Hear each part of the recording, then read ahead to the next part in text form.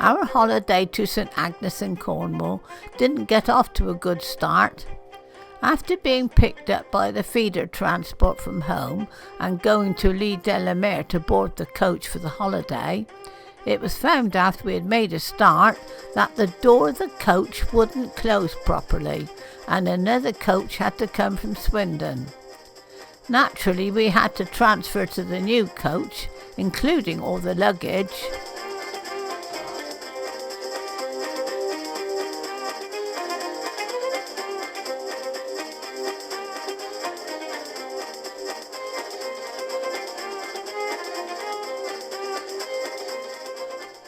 The first stop, once we had got underway, was Bideford, where we walked along the harbour side and admired the boats moored there. I only hope the tide comes in enough to float them.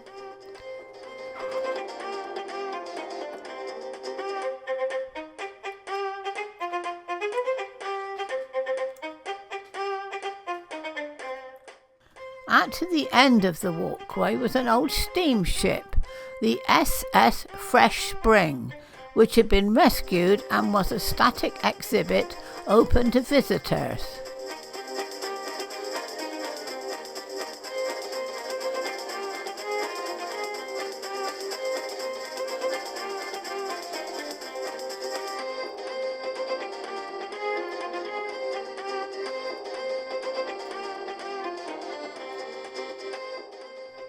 Adjacent to the quayside was a park with a play area for the children, including this trampoline which a child was enjoying with the help of his father.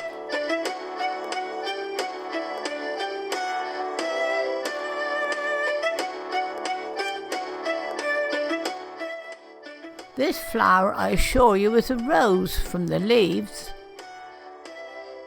What a pity the regatta is being held the next day. I'm sure it would be well worth a visit. The old bridge has been superseded by a new one, as I'm sure this old one would have caused many hold-ups in the town.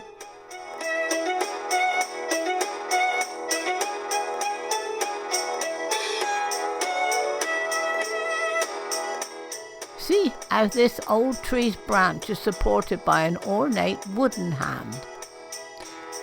In front of it is a statue of Charles Kingsley, who was born in Devon in 1819.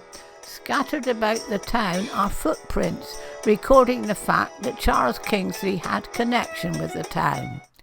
We arrived at our hotel, the Rosemundy House Hotel at St Agnes, late afternoon. It was once a country house extended into quite a large hotel with gardens and woodland.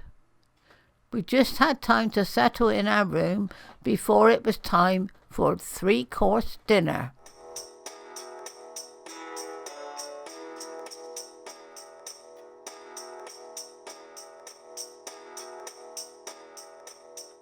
The plan for the first day was to go to Porthleven, Land's End and St Ives.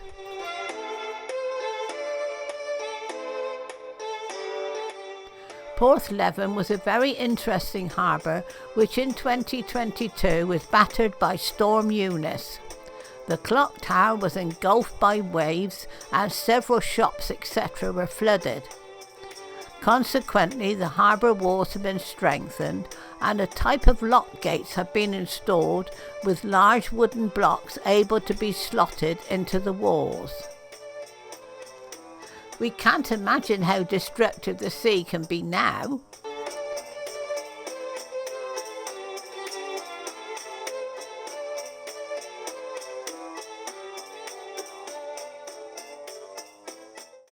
We reached the end of the harbour and thank goodness the weather is not so bad as it was on the night of the great storm.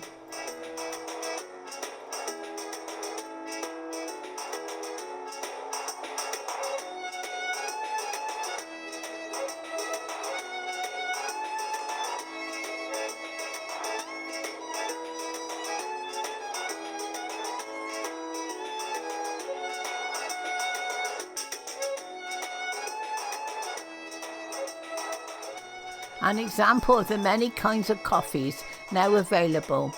No wonder I never know which one to have.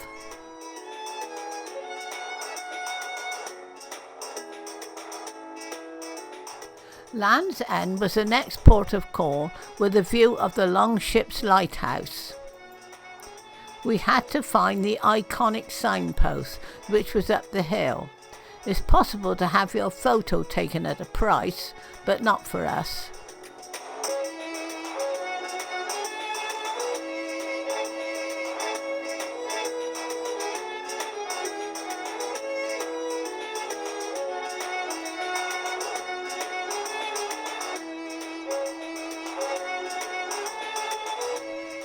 There is an interesting model village which shows the different types of buildings in Cornwall, from a fisherman's cottage to Tintagel's post office.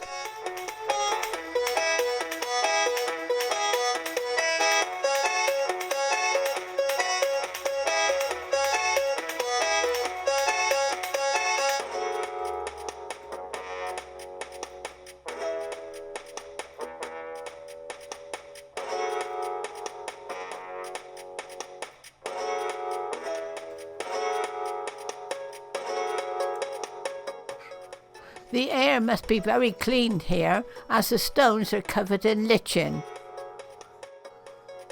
The heather was just coming into flower and the red campions are going over. Back to the coach for St Ives.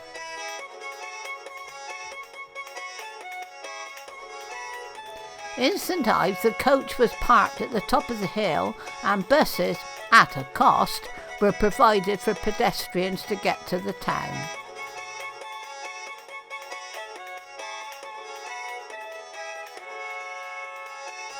Approaching the pier at St Ives.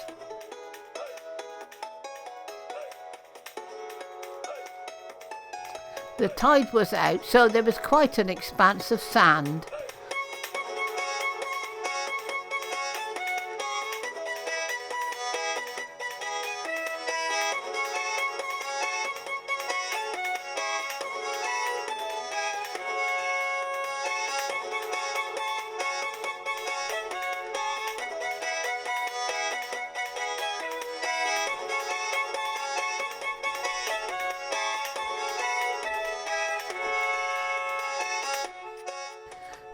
Saturday we were off to Falmouth, which is on the River Fal.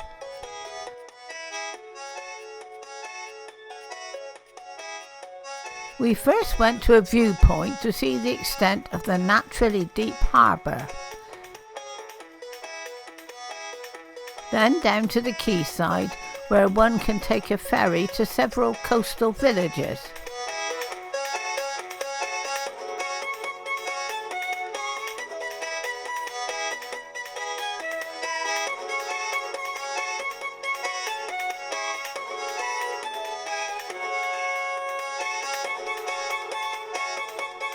Truro, the county town of Cornwall, was the next port of call, where we could do a bit of retail therapy as it was market day. We did find the cathedral, which was finally finished in 1910.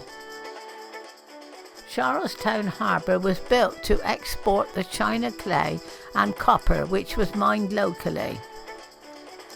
The harbour has been used in many film sets, including the Poldark films and years ago for the Aneidan line.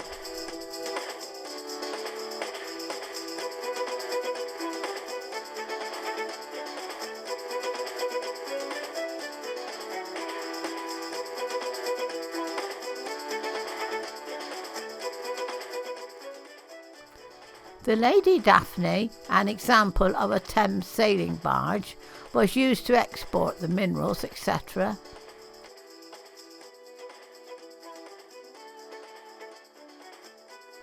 I was very impressed by the way the ropes were coiled.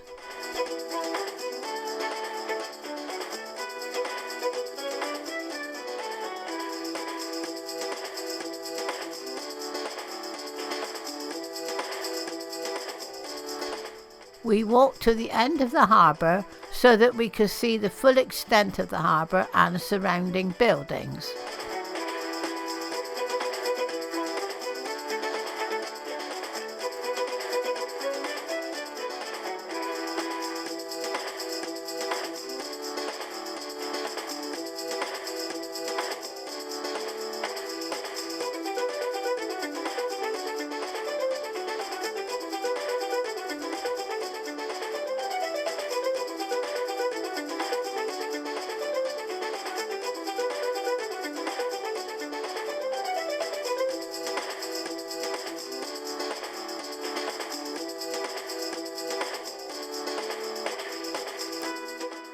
We arrived in Mevagissey just after the Mevagissey feast week, so the streets were decorated and parts of the harbour had been yarn bombed.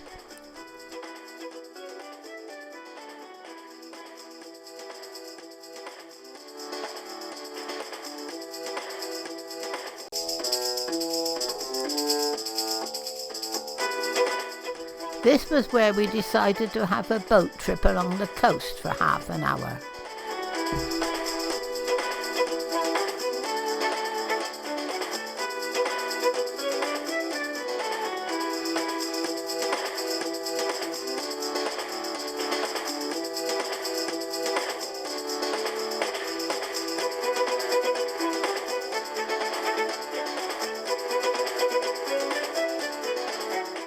You can see how rocky the cliffs are here.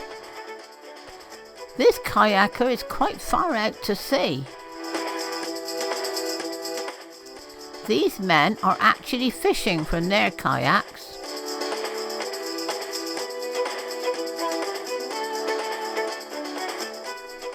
We are now returning to the harbour, where the Cornish flag is proudly flying from one of the ships. We have had an interesting trip out to sea.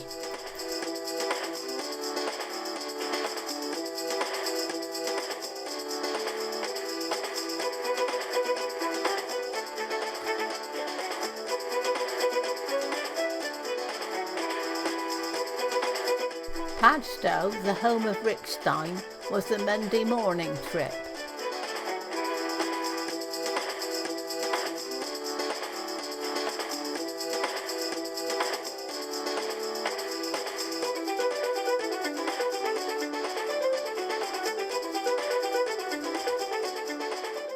I was intrigued to know more about this boat. It looks as if it could be rowed across the Atlantic, but could find no proof of this.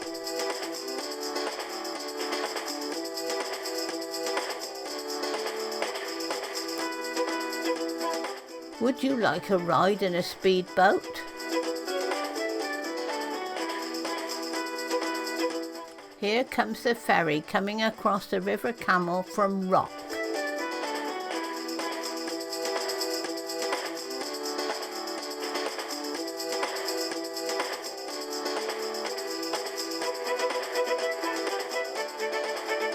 How this managed to get through the town.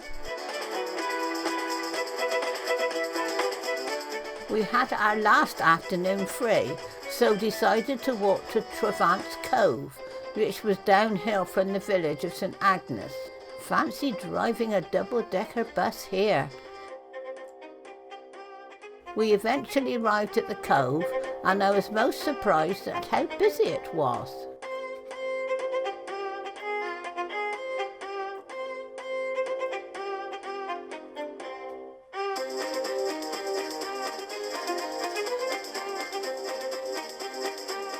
These pink rhododendrons are quite different from the blue ones we saw earlier.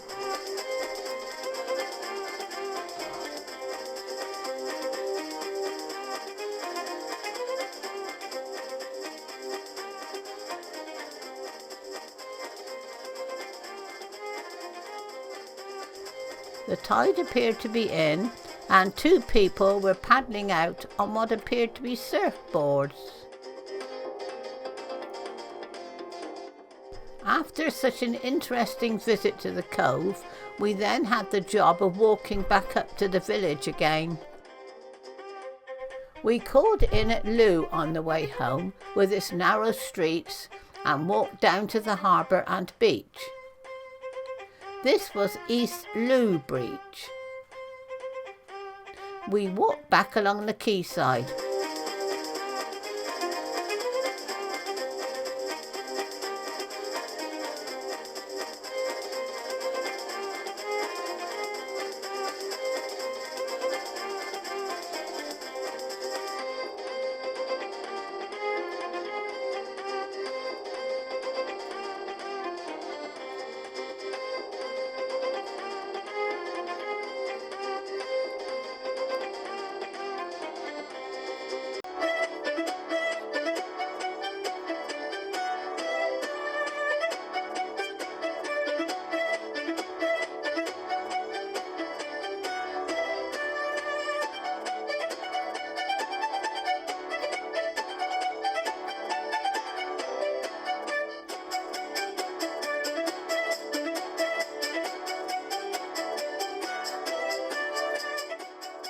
Fancy a glass-bottom boat trip?